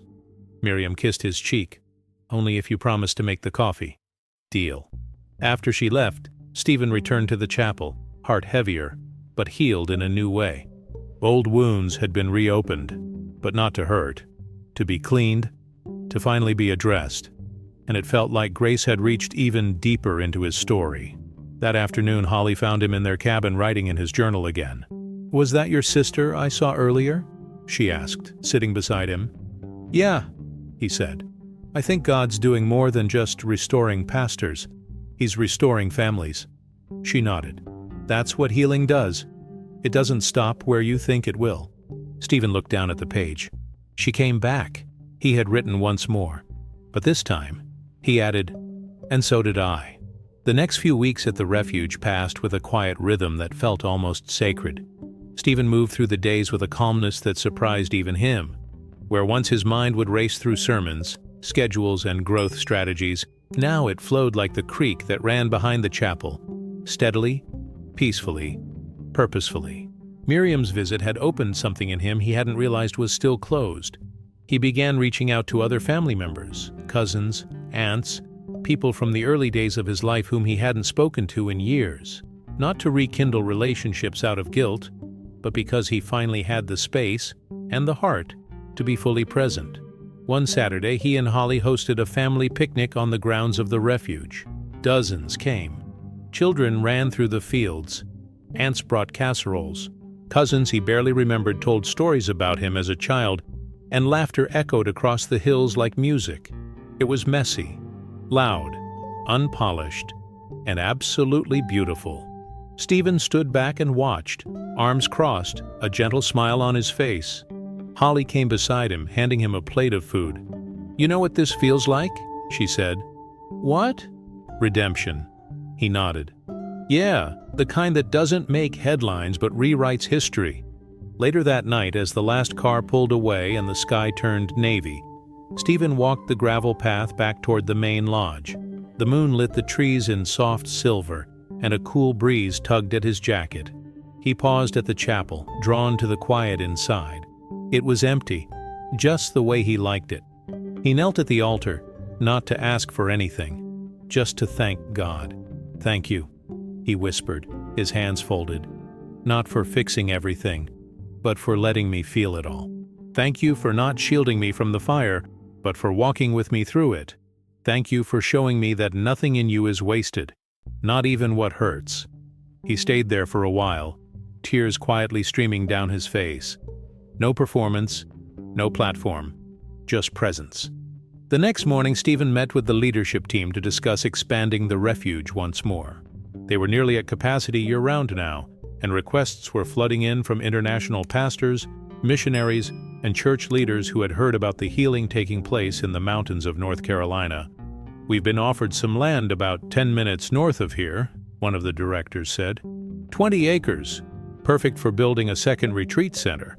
Stephen leaned back in his chair. "What would we call it?" They all looked at each other. Then one quietly said, "The Return." Stephen felt the Spirit move the moment the words were spoken. Yes, that was it. The Return. A place for those who had left the church, left their calling, left their joy, who were ready to come back, not with shame, but with welcome. "I love it," he said. "Let's move forward, carefully, prayerfully, but yes, let's build it." Construction began the following month. Stephen walked the raw land often, praying over the soil, speaking life into what would become yet another refuge for the wounded. He imagined the people who would walk these paths, the tears that would fall, the chains that would break. He knew now more than ever that ministry wasn't something you do. It was someone you become. That same month, Stephen received an email from Abigail. It was short, just a few sentences. "I saw the announcement about the new retreat center. I smiled so big. You have no idea. God is multiplying your obedience. Just wanted to say, I'm proud of you. Keep going. Always cheering you on." Stephen read it twice, then sat quietly with the words. He didn't feel his heart ache. He didn't feel confused. He just felt grateful. She had come back for a moment, and now she was exactly where she was meant to be, doing the same kind of work, in a different field, under the same grace. He replied simply, "Thank you, and thank you for being part of the foundation. You were never a detour. You were a marker on the path. Blessings always." And that was it. The story, once complicated and unfinished, was now whole.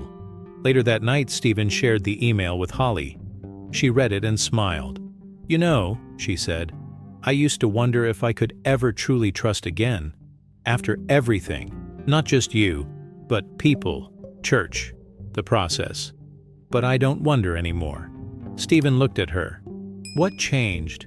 "You did," she said. "And because you changed, I could too." They stood together by the window, looking out over the dark trees, stars blinking above the mountains. He wrapped his arms around her and she rested her head on his chest. And in that quiet moment, Stephen understood something he had never fully grasped before. Healing wasn't a destination. It was a rhythm, a breath, a choice made daily, to return, to love, to forgive, to hope, to begin again. The next phase of the refuge's expansion brought with it a fresh wave of energy. Volunteers and donors came out of the woodwork. Architects sketched visions of cabins built to mimic treehouses, therapy gardens, a lakeside chapel, and quiet prayer coves.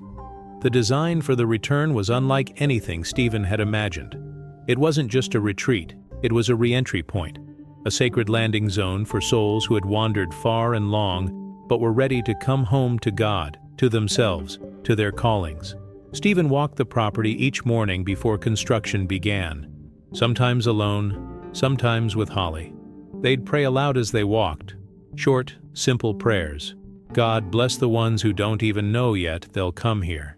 Bring the broken and meet them in their silence. Make this place holy long before the walls are built." And it was. The land felt alive. Every tree, every rock, every breeze seemed to whisper destiny.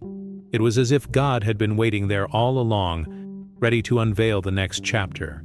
One morning, after one such prayer walk, Stephen returned to the main lodge and found a letter waiting for him on his desk. It was handwritten. The envelope was plain. Inside, a folded piece of stationery. No signature, just 5 words. "You never stopped being loved." No name, no return address. But Stephen knew who it was from. Abigail. Not because of the handwriting, but because of the weight of the words. She had always had a way of saying what he needed to hear, even when he didn't know he needed it. He held the note for a long time, then tucked it inside his Bible. Between pages he had long since worn thin. He didn't respond. He didn't need to. Some messages are better left as whispers between souls who no longer need conversation to stay connected. That evening, Stephen stood before a group of new arrivals, pastors, ministry leaders, spouses, and staff, sitting on benches beneath strings of warm lights draped between the trees. "I want to tell you a story," he began. They leaned in. "Years ago, I found myself in the middle of success and sadness. Everyone saw the lights, the sermons, the growth. But inside, I was starving. Not for fame, not for sin, but for honesty." He let the words settle before continuing. "I was visited by someone from my past, not to tempt me, not to destroy me, but to wake me up." A few people nodded, already identifying with the feeling. That visit didn't end in scandal. It ended in surrender. It ended in truth. And because of that truth, this place exists. He looked around, voice quiet but firm. "You are not here because you failed. You are here because you were brave enough to keep going." Applause wasn't needed. The fire cracked, and healing began. Later that night, Holly found him standing alone near the edge of the property, hands in his pockets, watching the stars. "You're glowing," she said with a smirk. "I think that's just the bonfire reflection," he replied, grinning. "No," she said, stepping beside him. "It's something else. You've changed again." Stephen nodded. "I'm shedding the last pieces of who I thought I had to be." Holly leaned her head on his shoulder. "And what's left?" He paused. "A man finally at peace with every part of his story." She turned to him, her voice quiet and tender. "I'm proud of you. Not for the buildings, not for the sermons, for the courage to heal." They stood together, watching as a few more stars appeared in the sky. "I've been thinking," Stephen said softly. "Maybe when the return is done, we step back even more. Let the younger team take over. Maybe we spend a year traveling, pouring into others, quietly, not on stages, just pouring." Holly didn't hesitate. "I'd love that." He exhaled, as though even the idea of slowing down released something old and heavy from his chest. "I want to finish well," he said. "Not just the ministry, but the life. I want to grow old without regret." Holly turned toward him and smiled. "Then let's live like that, every day, starting now." And with that, they walked back toward the lodge hand in hand, the moonlight guiding their steps. The next morning, Stephen opened his journal again. She came back, but only for a moment. He stayed, but only with intention. And together they let go of what almost was, to embrace what always should have been. He closed the journal slowly, and for the first time in years, he didn't feel the need to write anything more, because the story was finally writing him. Winter came early to the mountains that year. Snow dusted the rooftops of the refuge and blanketed the trails in a soft hush. The trees, once clothed in fiery autumn glory, now stood bare but dignified, their branches etched like poetry against a pale gray sky. Stephen had always loved the snow. There was something about its stillness that reminded him of the spirit, quiet, gentle, powerful. It didn't demand attention. It simply came, changing everything without making a sound. He and Holly walked the paths each morning, bundled in scarves and gloves, their boots crunching through the frost. With every step, their conversations grew deeper. They weren't just husband and wife, they were two pilgrims on a shared journey of wholeness. "Do you realize how many people have been through here?" Holly asked one morning, her breath visible in the cold air. "Over 2,000 in 3 years, Stephen said, smiling. "I never imagined it." "I think I did," she replied. "I think I always knew there was more in you than the platform. The real you was never the one holding the mic. It was the one who could sit in silence and still be trusted." He stopped walking and looked at her, eyes full of emotion. "I couldn't have done any of this without you." She reached out and took his hand. "You weren't supposed to." That night, as they sat near the fire, Stephen received a text from one of the lead architects of the return. The first 3 cabins were complete. The Lakeside Chapel's foundation was being poured. The dedication ceremony was being scheduled for spring.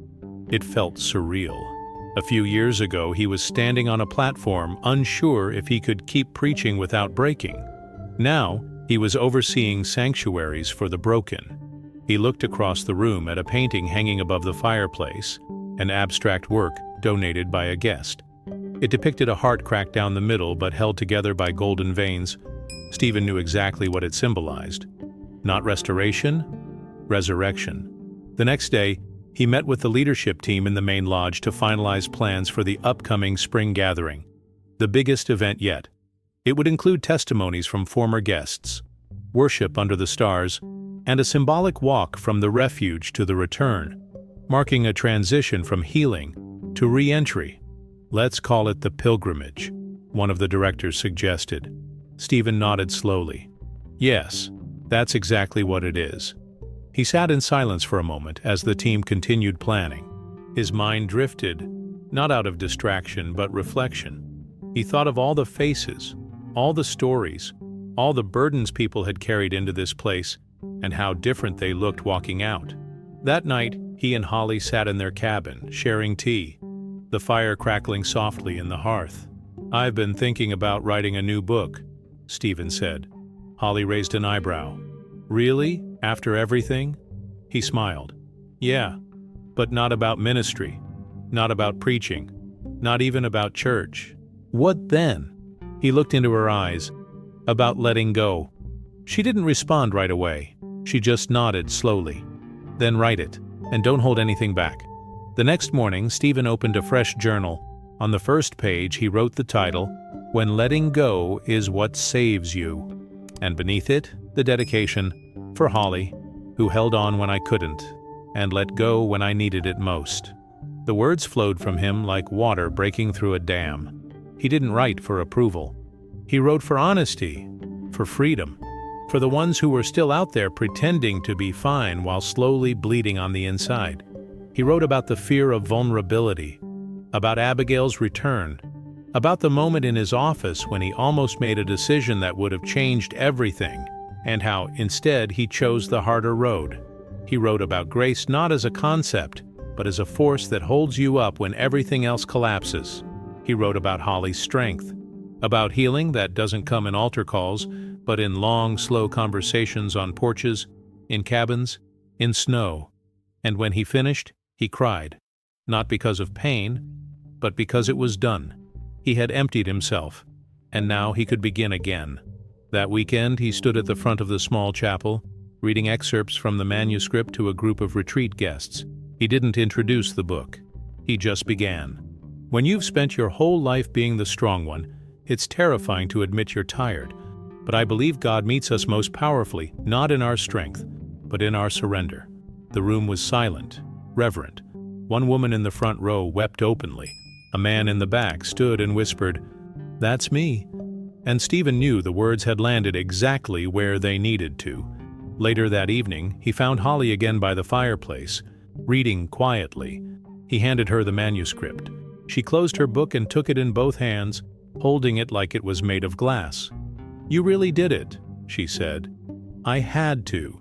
She opened to the dedication, read it, then looked up at him with tears in her eyes. "I'll treasure this forever." Stephen knelt beside her, resting his head in her lap. "I don't want to be remembered for the sermons," he whispered. "I want to be remembered for how I stayed." Holly stroked his hair gently. "You stayed, and you changed. That's more than most ever do." Outside, snow began to fall again, soft, quiet, pure. Inside, love warmed the room, and healing continued its quiet, faithful work. Spring came like a promise fulfilled. The snow melted slowly, giving way to tender shoots of green that curled through the thawing earth like prayers rising from the soil. Wildflowers bloomed across the ridges, and the air filled with birdsong and the scent of wet pine. Everything felt alive again, not just in nature, but in the hearts of those walking the grounds of the refuge. And now, the return. The dedication ceremony approached, and with it, guests from all over the country arrived. Many were former retreat participants, some now leading ministries again, others simply living whole, honest lives they'd once thought impossible. This wasn't just an event, it was a resurrection. Stephen stood before the completed chapel of the return on the morning of the ceremony. It wasn't large or ornate, it was simple. Stone and wood, stained glass windows made by hand, a bell tower that rang softly in the wind. It wasn't designed to impress. It was designed to invite. He walked the interior slowly, his hand brushing the edges of each wooden pew, whispering prayers over them. Not rehearsed prayers, real ones. God, let the weary find rest here. Let this floor hold more tears than applause. Let every person who walks in feel seen, not by me, but by you. He paused at the pulpit. It wasn't high, it wasn't elevated, it was level with the congregation, eye to eye. Exactly how he wanted it. Later that afternoon, Holly joined him on the front steps of the chapel as a steady stream of guests arrived for the dedication. Many came with families, some with worship teams. A few came alone, quietly, the way the truly broken often travel. Stephen recognized many faces, former guests he had sat with by fires in prayer rooms, in moments of tearful silence. Each person had their own story, and today they had returned, not for him, but for closure, for celebration, for each other. The service began with worship under a canopy of trees. Acoustics, harmonies, nothing rehearsed, just voices rising. Holly read Psalm 126 aloud. Those who sow with tears will reap with songs of joy. People wept openly as they sang. Then came the moment Stephen had been preparing for, the symbolic walk from the refuge to the return. It was a half-mile journey marked by stones along the path, each engraved with a word: surrender, truth, pain, healing, grace, peace, hope. Stephen led the walk slowly, barefoot, Holly beside him. Behind them, a line of hundreds. As they arrived at the chapel, the bell rang once, softly, and everyone gathered on the grass outside. Stephen stood in front of them with nothing but a Bible in his hand and a full heart. He didn't preach that day. He told a story. He spoke of being a man who once ran from his own exhaustion, of being visited by a past love who revealed the cracks he'd buried beneath achievement, of the woman who stayed and loved him back into wholeness, of a church that chose restoration over gossip, of a calling that was refined in fire.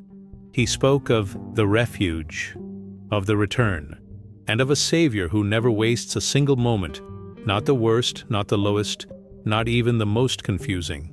I stand here, he said, not as a pastor, not as a leader, just as a man who decided not to pretend anymore. And because of that decision, God gave me a second life inside the same one. The crowd stood still, not clapping, just breathing with him, weeping with him.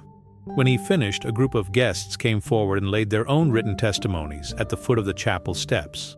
Dozens, then hundreds, stories in envelopes, letters in journals, pages torn from private notebooks, each a declaration that healing had happened. Stephen bent down and touched the first one. He didn't open it. He didn't need to.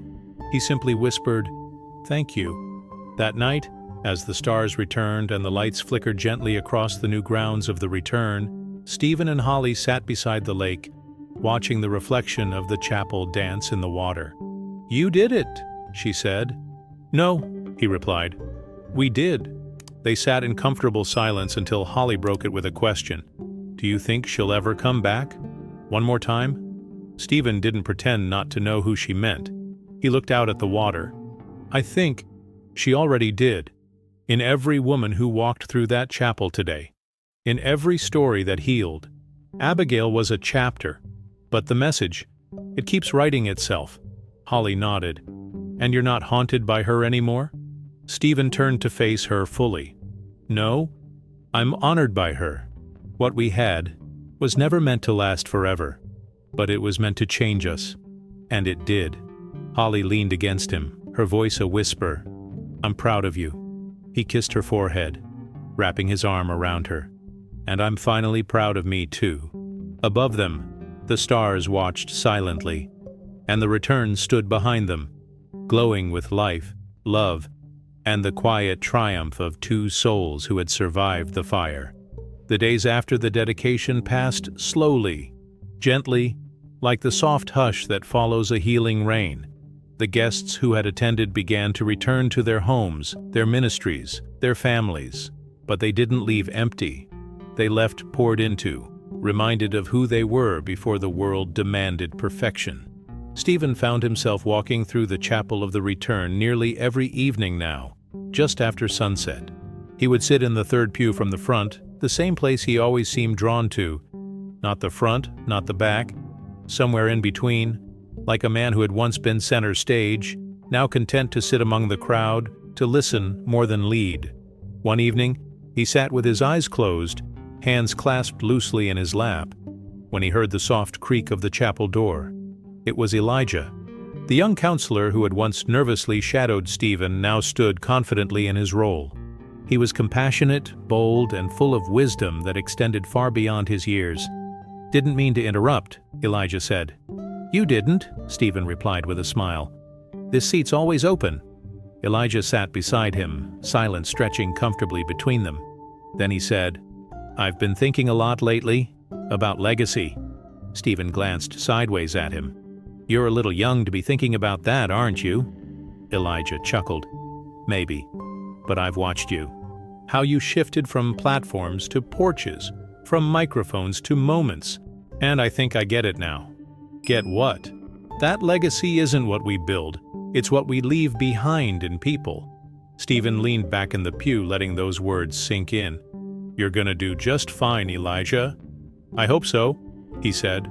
Then, after a pause, "Do you think you'll ever go back? To the big stage? Conferences? The crowds?" Stephen didn't answer right away. He looked up at the simple wooden cross hanging above the altar, its edges rough and unpolished. "I think the crowds were never the point," he finally said.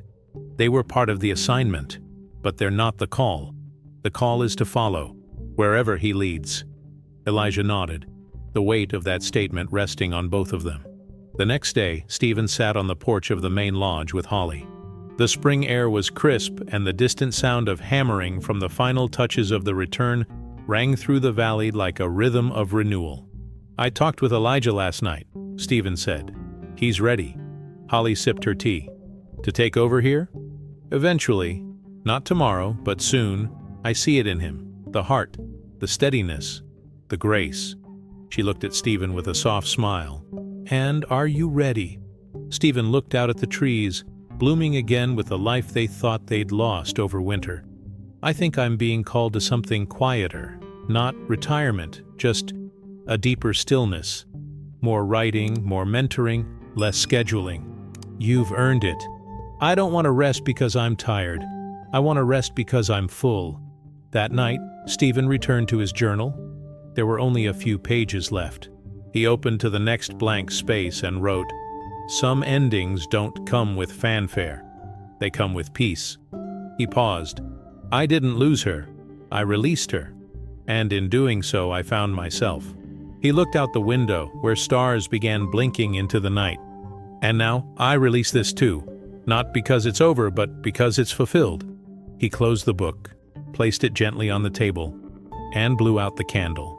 The following week, Stephen and Holly prepared for a trip they had talked about for years, a 6-month sabbatical across the country. No speaking engagements, no publicity, just quiet visits to small churches, intentional time with their children, long drives through quiet towns. They packed only what they needed. Before they left, Stephen stood once more before the team at the refuge and the return. Elijah stood beside him. "I'm not stepping away from this family," Stephen said. "I'm stepping further into obedience. You've got everything you need right here, and the same Spirit who started this place will keep it alive." Tears fell. Prayers were whispered. Hugs lingered. Then he and Holly drove away. No convoy, no announcement. Just peace in their hearts and purpose in their rearview mirror. 1 month into the sabbatical, Stephen received a letter forwarded to him by the team. It was from a young woman named Alina, a first-year seminary student. She had been told by her professors to study sermons by the greats. She had stumbled across one of Stephen's old messages, but it wasn't the sermon that changed her life. It was the video of the panel with Holly and Abigail. She wrote, "For the first time, I realized God can use someone who's human, who's honest, who's wounded, and I no longer feel like I have to be perfect to preach. Thank you." Stephen showed the letter to Holly and smiled, because even from a distance, healing still moved, legacy still spoke, and love once surrendered to God, always found its way forward. 6 months later, the journey came full circle. Stephen and Holly returned home after traveling across the country. They had seen forgotten churches with peeling paint and broken pews bursting with revival. They'd sat in quiet backyards with elderly pastors who carried decades of wisdom. They'd walked coastal trails and desert roads, mountain passes and city alleys, always listening, always learning. And now, the refuge awaited them, not with noise or celebration, but with the stillness of welcome. Elijah had done more than hold things together, he had helped it grow. He stood taller now, not just physically, but spiritually. There was a new depth to his words, a calm in his eyes. He greeted Stephen at the front gate with a quiet hug. "Glad you're home," Elijah said. Stephen stepped back and smiled. "I never really left." The return was thriving. New cabins had opened. The lakeside chapel had become a haven for those needing just one quiet place to breathe again. Former guests had returned, not for healing, but to serve. The cycle had completed itself. Stephen and Holly didn't take back control. They didn't need to. Instead, they walked among the guests, sat in the background during group sessions, shared meals, told stories, listened, always listening. One afternoon, Stephen found himself walking the trail between the refuge and the return, now known as the pilgrimage path. Dozens walked it every week, some in silence, others in prayer. It had become more than a trail. It was a metaphor for the journey from brokenness to hope. As he walked, Stephen spotted a familiar figure ahead. She stood at the bend in the trail where the stone marked grace. It was Abigail. She wore a light shawl, her hair touched with more silver now, her face lined with years of wisdom and service. She turned as she heard his footsteps, and when their eyes met, there was no tension, only reverence. "Didn't expect to see you here," he said softly. "I wasn't sure I'd come," she replied, "but I had to see it for myself." What it became. They stood in the golden light of the late afternoon, the wind gently rustling the branches above them. "It's beautiful," she said, looking around. "So are you," Stephen replied. But the words held no romantic charge. They were spoken with respect, with peace. Abigail smiled. "This place is what our story was always meant to birth." He nodded. "It was never about us." "No," she said. "It was about what God could create through us. Even if we didn't end up in the same life, we ended up in the same mission." She reached into her bag and handed him a small box. He opened it slowly. Inside was a gold key. "To a small cabin I built behind our shelter back home," she said, "in case you ever want to come speak to the women there, or just rest." Stephen held it, deeply moved. "Thank you," he whispered. She touched his arm gently. "Thank you for never rewriting the story, for letting it be what it was." And just like that, she turned, walking slowly down the opposite end of the trail. No long goodbye, just a gentle ending. Stephen stood there for a while, key in hand, watching as she disappeared from view. Then he looked down at the stone at his feet, Grace, and whispered, "Full circle?" That evening, back in their cabin, he told Holly. "She came," he said quietly. Holly smiled. "I know. You're not surprised?" "No," she said. "I always knew we'd see her one more time. But now the door is truly closed, isn't it?" Stephen nodded. "Yes. But it's not a locked door. It's a blessed one." Holly leaned in and kissed him. "Then let it stay blessed." The next morning, Stephen rose early. The sun hadn't yet crested the ridge. He opened his journal, the final page. He wrote slowly. "She came back once more, but this time not to stir my heart, but to seal the peace inside it. Some stories end with punctuation, ours ends with worship, because the greatest love story of my life wasn't about romance. It was about returning, again and again, to the God who never left." He closed the journal for the last time, placed it on the shelf beside the others, and exhaled. There were no more pages, no more to write, because the man who once searched for meaning in stages, in people, in the past, had finally found what he'd always longed for: stillness, wholeness, and home. The end. If you made it this far, it means something deep inside you resonated with this story.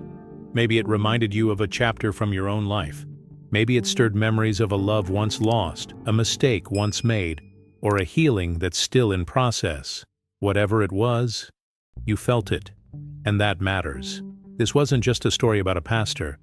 It was a story about humanity, about what it means to carry wounds quietly, about the long road to healing, about love, real love, that doesn't always end with romance, but sometimes ends with restoration. You see, sometimes God allows people to return into our lives not to stay, but to awaken, not to rekindle a flame, but to light a path we'd stopped walking.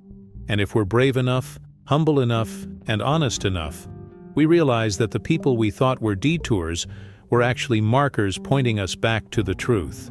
Pastor Stephen Furtick's journey is not just his, it's ours. It's the story of everyone who has ever had to make the hard choice, the faithful choice, to let go of the past and hold on to what God is building in the present. It's about trusting that God doesn't just rewrite broken stories, He weaves them into something greater than we could ever imagine. And maybe, just maybe, it's about coming home, to yourself, to truth, to grace.